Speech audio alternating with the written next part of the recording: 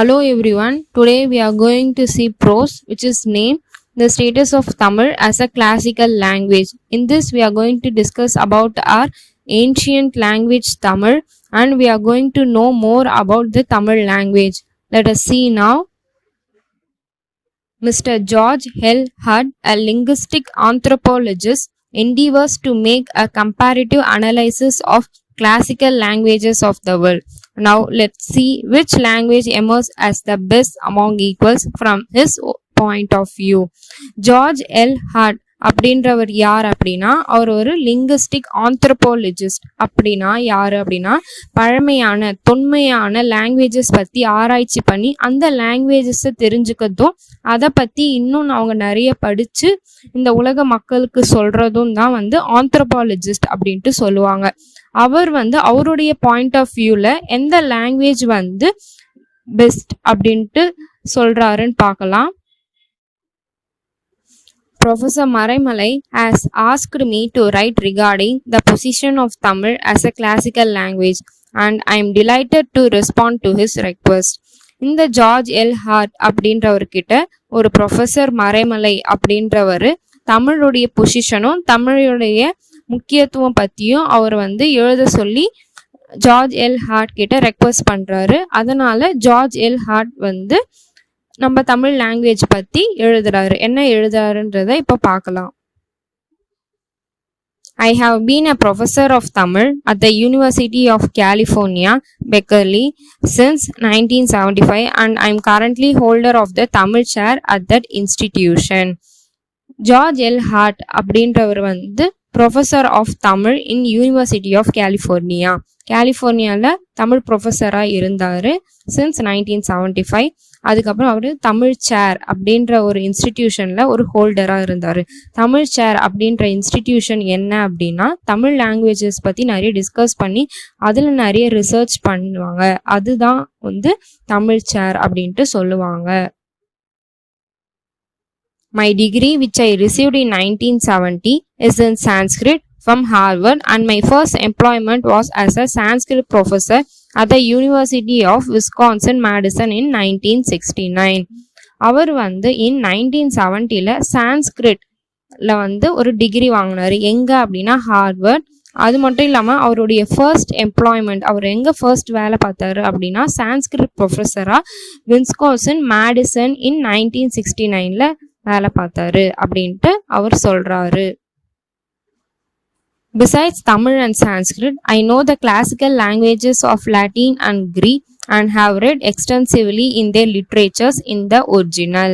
அவருக்கு தமிழ் சான்ஸ்கிரிட் மட்டும் இல்லாமல் அவருக்கு லட்டினும் கிரீக் லாங்குவேஜஸும் தெரியும். அதில் இருக்கிற லிட்ரேச்சர்ஸ் எல்லாத்தையும் அவர் படிச்சிருக்கதா சொல்கிறாரு. I am also well acquainted with comparative linguistics and the literatures of modern Europe. யூரோப்பில் இருக்கிற அந்த லாங்குவேஜில் இருக்கிற லிங்குவிஸ்டிக்ஸ் அண்ட் லிட்ரேச்சர்ஸ் எல்லாமே அவருக்கு நல்லா தெரியும். அதை பற்றி நிறைய படிச்சிருக்கதாகவும் அவர் சொல்கிறாரு. Let me state unequivocally that by any criteria one may choose, Tamil is one of the greatest classical literatures and tradition of the world. இதில் ஆத்தர் என்ன சொல்கிறாரு அப்படின்னா, நான் உங்களுக்கு தெளிவாக என்ன சொல்கிறேன் அப்படின்னா, ஏதாச்சும் ஒரு சிச்சுவேஷன் அதில் யாராச்சும் தமிழ் தான் கிரேட்டஸ்ட் கிளாசிக்கல் லிட்ரேச்சர் அப்படின்ட்டு சூஸ் பண்ணுவாங்க அப்படின்ட்டு அவர் சொல்கிறாரு. The reason for this are many. Let me consider them one by one. Tamil ஏன் பெஸ்டான லாங்குவேஜ், அது ரொம்ப கிரேட்டஸ்டான கிளாசிக்கல் லிட்ரேச்சரான லாங்குவேஜ் ஏன் அப்படி சொல்கிறாங்க அப்படின்றத நான் உங்களுக்கு ரீசனோட ஒன் பை ஒன்னாக சொல்கிறேன். First one, Tamil is of considerable antiquity. It predates the literature of other modern Indian languages by more than 1,000 years. Tamil ஏன் ரொம்ப பெஸ்ட் ஆன லாங்குவேஜ் அப்படின்னா, ஏன்னா தமிழ் ரொம்ப பழமையான ஒரு மொழி. அது பல ஆயிரம் வருஷத்துக்கு முன்னாடி உருவான மொழி. அப்போ எந்த ஒரு மொழியும் உருவாகலை. எல்லா காலத்துக்கும் முன்னாடி முதலில் தோன்றிய மொழி நம்ம தமிழ் மொழி அப்படின்ட்டு சொல்றாரு. Its oldest work, the Tolkappiyam, contains parts that, judging from the earliest Tamil inscriptions, date back to about 200 BCE. நம்மளுடைய நூல், அதாவது பழமையான நூல்ல ஒண்ணுதான் தொல்காப்பியம். அந்த தொல்காப்பியம் வந்து நம்ம தமிழ் லிட்ரேச்சரை வந்து ஒரு எக்ஸாம்பிளா இருக்கு. அது வந்து பல ஆயிரம் வருஷத்துக்கு முன்னாடியே உருவான ஒரு முதல் காப்பியம் தான் தொல்காப்பியம் அப்படின்ட்டு சொல்லுவாங்க. அதை வந்து ஆத்தர் இங்க சொல்றாரு. The greatest works of ancient Tamil, the Sangam, anthologies, and the Pattuppattu date to the first 2 centuries of the current era. நம்மளுடைய பத்துப்பாட்டு நூல் வந்து பல நூறு வருஷத்துக்கு முன்னாடியே வந்து ஒரு உருவான நூல் அப்படின்ட்டு சொல்றாங்க. They are the first great secular body of poetry written in India, predating Kalidasa's works by 200 years. அந்த பத்துப்பாட்டு நூல்கள் எல்லாமே வந்து ரொம்ப பெருமை வாய்ந்ததாகவும் ரொம்ப தொன்மையானதாகவும் இருந்தாலும் அது மாதிரியே காளிதாசா அப்படின்றவருடைய ஒர்க்ஸ்னா காளிதாசா வந்து ஒரு போயட். அவர் வந்து எழுதின எல்லா போயம்ஸ் அவருடையதும் வந்து பல நூறு வருஷங்களுக்கு முன்னாடியே ரொம்ப போற்றப்பட்டது அப்படின்ட்டு சொல்றாங்க.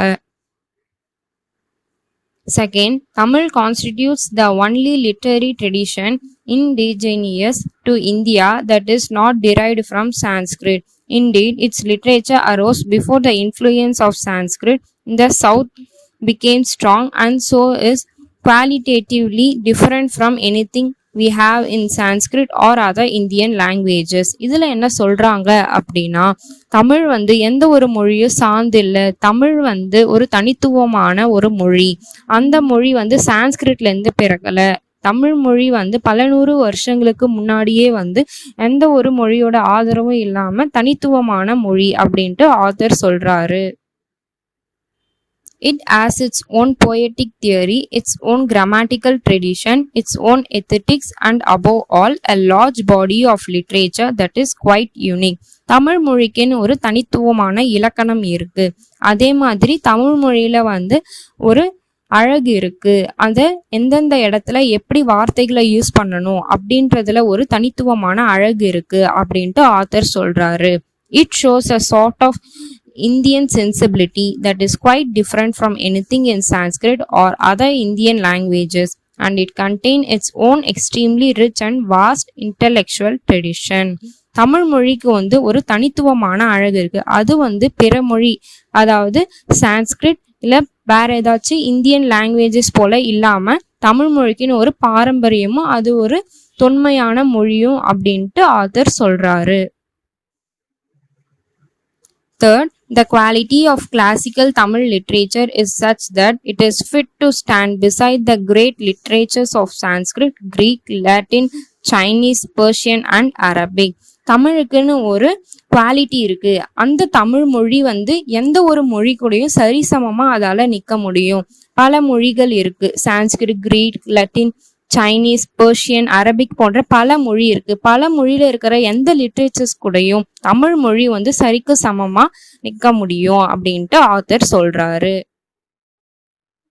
The subtlety and profundity of its works, their varied scope, Tamil is the only pre-modern Indian literature to treat the subaltern extensively, and their universality qualify Tamil to stand as one of the greatest classical traditions and literatures of the world. இதுல author என்ன சொல்றாரு அப்படின்னா, தமிழ் மொழி வந்து அதுல பல நுணுக்கங்கள் இருக்கணும். தமிழ் மொழி வந்து ரொம்ப ஆழமான மொழி. அதை பத்தி தெரிஞ்சுக்கணும்னா நிறைய இருக்கு. அப்படிப்பட்ட அந்த மொழி வந்து பல மொழிகளை விட இந்த மொழி தான் ரொம்ப சிறப்பான மொழி அப்படின்ட்டு ஆத்தர் சொல்றாரு. Everyone knows the Tirukkural, one of the world's greatest works on ethics, but this is merely one of a myriad of major and extremely varied works that comprise the Tamil classical tradition. Thirukkural பத்தி நம்மளுக்கு எல்லாமே தெரியும். அதுல என்னென்ன இருக்கு, என்னென்ன வந்து வள்ளுவர் சொல்லியிருக்காரு அப்படின்ட்டு. அந்த திருக்குறள் தான் நம்ம தமிழ் மொழிக்கு ஒரு அடையாளம். அது வந்து நம்மளுடைய பாரம்பரியம், நம்மளுடைய ட்ரெடிஷன்ஸ் பத்தி எடுத்துரைக்குது அப்படின்ட்டு ஆத்தர் சொல்றாரு. There is not a facet of human existence that is not explored and illuminated by this great literature. இந்த great literature, அதாவது திருக்குறள்ல எந்த ஒரு ஹியூமன் ஃபேஸட்டும் வந்து எக்ஸ்ப்ளோர் பண்ணல அப்படின்ட்டு சொல்றாங்க. Finally, Tamil is one of the primary independent sources of modern Indian culture and tradition. Tamil வந்து ரொம்ப பழமையான மொழின்றும் அது வந்து ரொம்ப பாரம்பரியமான மொழின்னும் ஆத்தர் சொல்றாரு. I have written extensively on the influence of a southern tradition on the Sanskrit poet tradition. இதுல வந்து ஆத்தர் என்ன சொல்றாரு அப்படின்னா, நம்மளுடைய சவுத் ட்ரெடிஷன் வந்து சான்ஸ்கிரிட் போயட் ட்ரெடிஷன்ல வந்து சொல்லியிருக்காரு அப்படின்ட்டு சொல்றாரு. But equally important the great sacred works on Tamil Hinduism beginning with the Sangam anthologies have undivided the development of modern Hinduism. இப்படி வந்து சான்ஸ்கிரிட் வந்து நம்ம மொழி கூட டெவலப் ஆனதால தமிழ் மொழியில வந்து ஹிந்துயிசம் டெவலப் ஆச்சு. அப்படி ஆனப்போ உருவானதா சங்கம். நம்மளுக்கு வந்து தெரியும், முதல், இரண்டாம், மூன்றாம் சங்கம் அதை பத்தி நம்மளுக்கு தெரியும். அப்படி உருவான சங்கத்துல இருந்து தான் வந்து மாடர்ன் இந்துயிசம்க்கு வந்து ஒரு பேஸா இருந்து உருவாச்சு அப்படின்ட்டு ஆத்தர் சொல்றாரு. Bhagavata Purana and other text in Telugu and Kannada as well as Sanskrit whence they spread all over India. அதில் இருக்கிற கருத்துக்கள் எல்லாத்தையும் வந்து பகவத புராணா அப்புறம் அதர் டெக்ஸ்ட் எல்லாத்தையும் வந்து தெலுங்கு அண்ட் கன்னடா அண்ட் சான்ஸ்கிரிட்ல வந்து ஸ்ப்ரெட் பண்ணாங்க all over India. Tamil has its own works that are considered to be as sacred as the Vedas and that are recited alongside Vedic mantras in the great Vaishnava temples of South India. அதில் வந்து என்ன சொல்றாங்க அப்படின்னா, நம்மளுடைய பழமையான வேதாஸ் அதுக்கப்புறம் வேதிக் mantras எல்லாமே வந்து டெம்பிள் வைஷ்ணவா டெம்பிள்ஸ்ல வந்து சொல்லுவாங்க அந்த மந்த்ரா எல்லாமே அப்படின்ட்டு ஆத்தர் சொல்றாரு. And just as Sanskrit is the source of the modern Indo-Aryan languages, classical Tamil is the source language of modern Tamil and Malayalam. Sanskrit வந்து எந்த மூலியமா வந்துச்சு அப்படின்னா இந்தோ ஆரியன் லாங்குவேஜஸ்லேருந்து உருவானது தான் சான்ஸ்கிரிட் லாங்குவேஜ் அப்படின்ட்டு ஆத்தர் சொல்றாரு. அது மட்டும் இல்லாமல் classical Tamil is the source language of modern Tamil and Malayalam. Classical Tamil அதாவது பழமையான தமிழ்ல இருந்து தான் வந்து மாடர்ன் தமிழும் மலையாளமும் உருவாச்சு அப்படின்ட்டு ஆத்தர் சொல்றாரு. As Sanskrit is the most conservative and least changed of the Indo-Aryan languages, Tamil is the most conservative of the Dravidian languages. The touchstone that linguistics must consult to understand the nature and development of Dravidian. இதுல வந்து என்ன author சொல்றாரு அப்படின்னா, சான்ஸ்கிரிட் வந்து ரொம்ப பேரால உபயோகப்படுத்துற மொழி இல்லை, இது வந்து கொஞ்சம் பேரால யூஸ் பண்ற மொழி தான். ஆனா தமிழ் வந்து அப்படி கிடையாது. தமிழ் வந்து ரொம்ப பாரம்பரியமான மொழி, அது பல கோடி மக்களால உபயோகப்படுத்துற மொழி அப்படின்ட்டு ஆத்தர் சொல்றாரு. I am well aware of the richness of the modern Indian languages. I know that they are among the most fecund and productive languages on earth, each having begotten a modern and often medieval literature that can stand with any of the major literatures of the world. Author என்ன சொல்றாரு அப்படின்னா, அவருக்கு வந்து இந்த modern Indian languages பத்தி நல்லா தெரியும் அப்படின்னும், அந்த லாங்குவேஜஸ் எல்லாமே வந்து ரொம்ப ப்ரொடக்டிவான லாங்குவேஜஸ், அந்த லாங்குவேஜஸ் எல்லாமே வந்து மற்ற மொழிகள் இல்லாமல் தனித்துவமாக நிற்க முடியாது அப்படின்ட்டு சொல்றாரு. Yet none of them is a classical language like English and the other modern languages of Europe, with the exception of Greek. They rose on pre-existing traditions rather late and developed in the second millennium.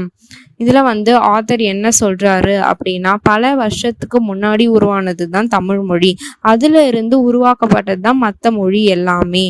அப்படிப்பட்ட மற்ற மொழி எல்லாம் வந்து தமிழ் மொழி உருவானதுக்கு அப்புறம்தான் வந்து உருவாச்சு அப்படின்ட்டு ஆத்தர் சொல்றாரு. To qualify as a classical tradition, a language must fit several criteria. It should be ancient, it should be an independent tradition that arose mostly on its own, not as an offshoot of another tradition, and it must have a large and extremely rich body of ancient literature. Author வந்து இதில் என்ன சொல்கிறாரு அப்படின்னா, ஒரு மொழி வந்து தனித்துவமான மொழி, அது வந்து இன்டிபெண்டான மொழி, அந்த மொழி வந்து உலகத்திலேயே ரொம்ப பெருமை வாய்ந்த மொழி அப்படின்னா எப்படி வந்து சொல்கிறாங்க அப்படின்னா, ஃபாலோயிங் ரீசன்ஸ் படி தான். ஃபர்ஸ்ட் வந்து அந்த மொழி வந்து எந்த மொழியும் டிபெண்ட் பண்ணி இருக்கக்கூடாது, அதே போல் மற்ற மொழிகளிலிருந்து இந்த மொழி உருவாகி இருக்கக்கூடாது. இந்த மொழிக்கு வந்து ஒரு ஏன்ஷியன் லிட்ரேச்சர், அதாவது பழமையான காப்பியங்கள், அதுக்கப்புறம் பல நூல்கள் இதெல்லாம் இருக்கணும். இதெல்லாம் இருந்தால் தான் அந்த மொழி வந்து ரொம்ப தொன்மையான மொழின்னும் ரொம்ப சிறப்பான மொழின்னும் சொல்லுவாங்க அப்படின்ட்டு ஆத்தர் சொல்றாரு. Unlike the other modern languages of India, Tamil meets each of these requirements. It is extremely old as Latin and older than Arabic. It arose as an entirely independent tradition with almost no influence from Sanskrit or other languages, and its ancient literature is indescribably vast and rich. இந்த reasons எல்லாமே வந்து தமிழ் மொழிக்கு பொருந்தும். தமிழ் மொழி வந்து எந்த மொழியும் சார்ந்தும் இல்லை, ரொம்ப பழமையான மொழி. இதெல்லாம் வந்து அடிப்படையாக வச்சுதான் தமிழ் மொழி வந்து ரொம்ப தொன்மையான மொழி அப்படின்னும் ரொம்ப பெருமையான மொழி அப்படின்னும் ஆத்தர் சொல்றாரு. The status of Tamil as one of the greatest classical languages of the world is something that is patently obvious to anyone who knows the subject. To deny that Tamil is a classical language is to deny a vital and central part of the greatness and richness of Indian culture. Tamil மொழி பற்றி நம்ம இவ்வளோ தெரிஞ்சுக்கிட்டோம். தமிழ் மொழி வந்து இவ்வளோ கிளாசிக்கலான லாங்குவேஜஸில் ரொம்ப பெருமையான ஒரு உயர்வான மொழி. இதை வந்து யார் நிராகரிக்கிறாங்களோ அவங்க வந்து ஒரு தமிழ் கல்ச்சரில் ஒரு முக்கியமான பார்ட்டியை வந்து நிராகரிக்கிறதா அர்த்தம் அப்படின்ட்டு ஆத்தர் சொல்கிறாரு. ஓகே ஸ்டூடெண்ட்ஸ், இந்த ப்ரோஸ் உங்களுக்கு புரிஞ்சிருக்கும்னு நினைக்கிறேன். இது வந்து ரொம்ப ஈஸியான ப்ரோஸ் தான். இது வந்து நம்ம தமிழ் மொழியை பற்றி டிஸ்கஸ் பண்ண ஒரு சின்ன ப்ரீஃபான ஒரு ப்ரோஸ் தான். இந்த ப்ரோஸ் வந்து உங்களுக்கு பிடிச்சிருந்ததுன்னா எங்கள் சேனல் லைக் பண்ணுங்கள், ஷேர் பண்ணுங்கள், கமெண்ட் பண்ணுங்கள், மறக்காமல் சப்ஸ்கிரைப் பண்ணுங்கள். தேங்க்யூ.